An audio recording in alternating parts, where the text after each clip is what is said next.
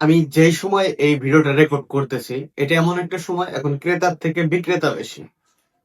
ভাই কথা হচ্ছে আমরা তো মানে বিজনেসম্যান, আমাদের তো সেলস আনতে হবে।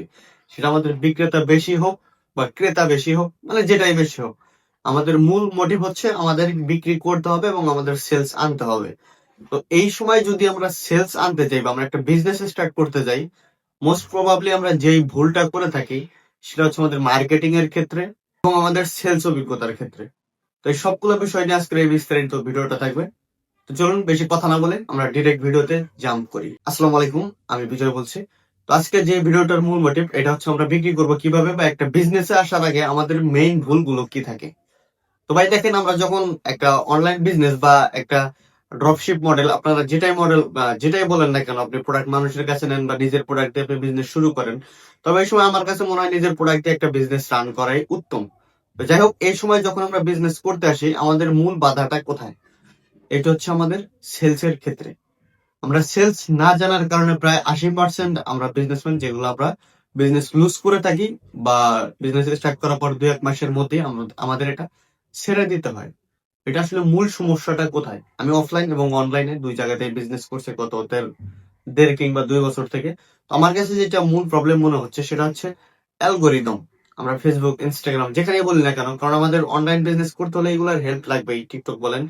সো এইখানে এসে আমরা একটা মেইন সমস্যা আমাদের ফেস করতে হয়, সেটা হচ্ছে আমাদের একটা প্রোডাক্টের মার্কেটিং থেকে শুরু করে ভিডিও রেকর্ডিং থেকে শুরু করে কথাবার্তা বলা পর্যন্ত, এবং একটা প্রোডাক্ট কাস্টমারকে দিয়ে সেটা আবার রিটার্ন চলে আসে। মানে এই পর্যন্ত এসেও আমরা যেটা লুজ করি সেটা হচ্ছে আমাদের মার্কেটিং এর ক্ষেত্রে, যে আমরা মার্কেটিং সঠিকভাবে করতে পারি না বা মার্কেটিং স্ট্র্যাটেজি যদি আমাদের মধ্যে না থাকে তাহলে বিজনেস আসার কোনো দরকার নেই। বা আমাদের বিজনেস আসার আগে আমার মনে হয় যে 6 মাস এটা নিয়ে রিসার্চ করা উচিত যে আমরা কেমন মার্কেটিং করব। এটা হচ্ছে মোস্ট ইম্পর্টেন্ট। এবং সেকেন্ড যেটা ইম্পর্টেন্ট সেটা হচ্ছে আমাদের অ্যাডস অ্যাডস ক্যাম্পেইন করা। এই দুইটা জিনিস যদি আমরা প্রপার না পারি, আপনি বলতে পারেন যে মানুষকে দ্বারা অ্যাডস ক্যাম্পেইন করানো যায়, মানুষের দ্বারা মার্কেটিং করানো যায়। আপনার নিজের যখন আপনি নতুন ভাবে বিজনেস স্টার্ট করতে যাবেন, এই দুইটা বিষয় যদি আপনার জানা না থাকে, মানুষকে দ্বারা আপনি কখনোই সাকসেসফুল একজন বিজনেসম্যান হতে পারবেন না বা আপনার বিজনেসে আপনি সফলতা আনতে পারবেন না। কারণ মোস্ট প্রবাবলি দেখা গেছে যারা বিগিনার অবস্থায় স্টার্ট করে তারা সবারই টাকা থাকে কম, পুঁজি কম থাকে। সো এই কম টাকা নিয়ে যখন আমরা বিজনেস স্টার্ট করতে যাই এবং এগুলো যদি আমাদের জানা না থাকে, তাহলে আমাদের বিজনেস লুজ করার সম্ভাবনা 100% থাকে। আমরা একটা বিজনেস যখন স্টার্ট করি তখন আমরা মানুষকে দ্বারা ইনফ্লুয়েন্স হই। ইনফ্লুয়েন্স হওয়া খারাপ কিছু না, কিন্তু ওভার ইনফ্লুয়েন্স হওয়া অনেক খারাপ একটা ইফেক্ট করে। কেউ দেখা যাচ্ছে 30 দিনে একটা ব্র্যান্ড বানায় ফেলতেছে, কেউ 20 দিনে একটা ব্র্যান্ড বানায় ফেলতেছে, কেউ অথবা 15 দিনের চ্যালেঞ্জ নিয়ে একটা ব্র্যান্ড বানায় ফেলতেছে। ভাই এইভাবে আসলে লং লাস্টিং একটা বিজনেস দাঁড় করানো সম্ভব না। যদি লং লাস্টিং আপনারা একটা বিজনেস দাঁড় করাইতে চান, অবশ্যই আপনাকে অ্যাডস, মার্কেটিং এগুলোর প্রতি অসীম ধারণা রাখতে হবে।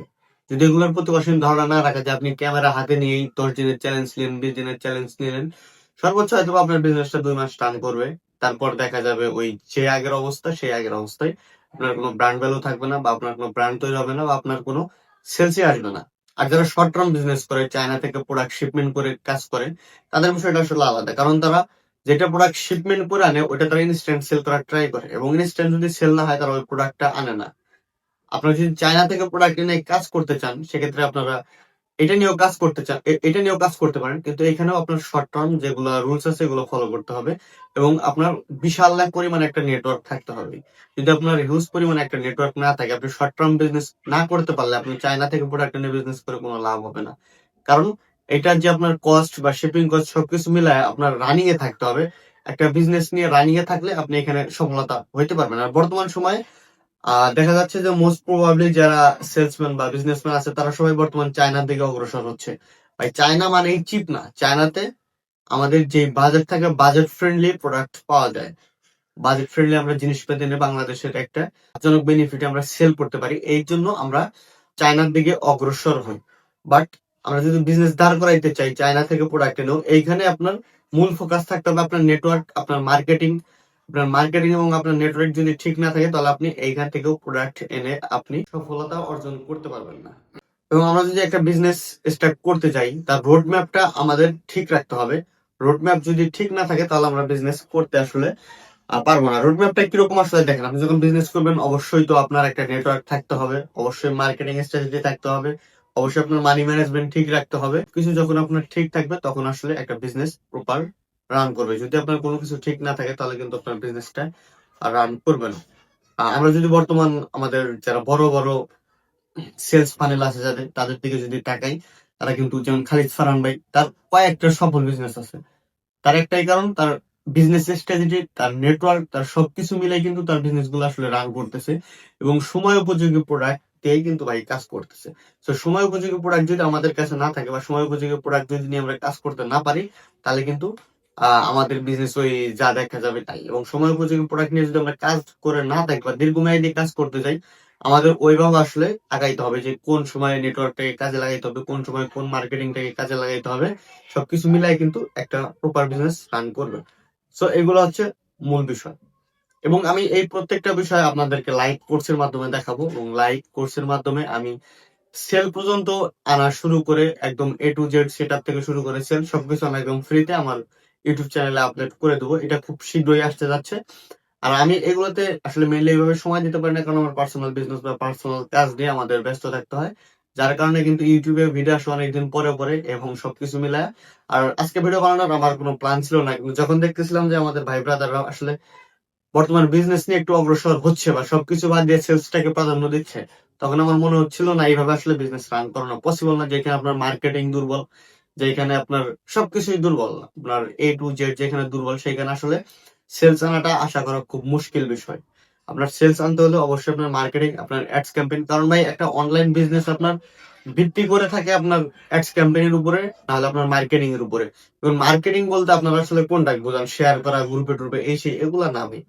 মার্কেটিং অনেক হাই ডিমান্ডেড একটা, মানে এখানে মার্কেটিং জানতে হলে অনেক কিছু আপনাকে জানতে হবে, প্রায় 5-6 মাস এখানে আপনাকে সময় দিতে হবে। বর্তমান যদি আপনাদের আমি দুইটা ব্র্যান্ড বাংলাদেশের সাথে পরিচয় করাই দিই, একটা হচ্ছে হুঙ্কার বুটের ব্র্যান্ড। আপনি সেই পেজটা একটু ঘুরে আসেন, হুঙ্কার পেজটা একটু ঘুরে আসেন, দেখবেন তাদের মার্কেটিং স্ট্র্যাটেজি কেমন হাই লেভেলের। আর তারা রিসেন্ট একটা বুটের ব্র্যান্ড দাঁড় করেছে এবং তারা বাংলাদেশের মধ্যে মনে হয় যে প্রায় র্যাঙ্কিং যদি করা যায় 5 নম্বরের মধ্যে বুটের ব্র্যান্ডের মধ্যে থেকে যাবে। কিন্তু তাদের কিন্তু বয়স মাত্র কয়েকদিন হলো মাত্র। সো এগুলো হচ্ছে মার্কেটিং, এগুলো হচ্ছে স্ট্র্যাটেজি। এইভাবে যদি আমরা কাজ করতে যাই, আপনারা বলতে পারেন যে ভাই তাদের মানে ভ্যালুটা অনেক বেশি বা তাদের মানি ম্যানেজমেন্ট অনেক বেশি। ভাই মানি এটা হচ্ছে অজুহাত। আপনি যদি ঠিকভাবে কাজ করতে পারেন, ঠিকভাবে সবকিছু মিলায় কাজ করতে পারেন, তাহলে আপনি সফলতা অর্জন করবেন।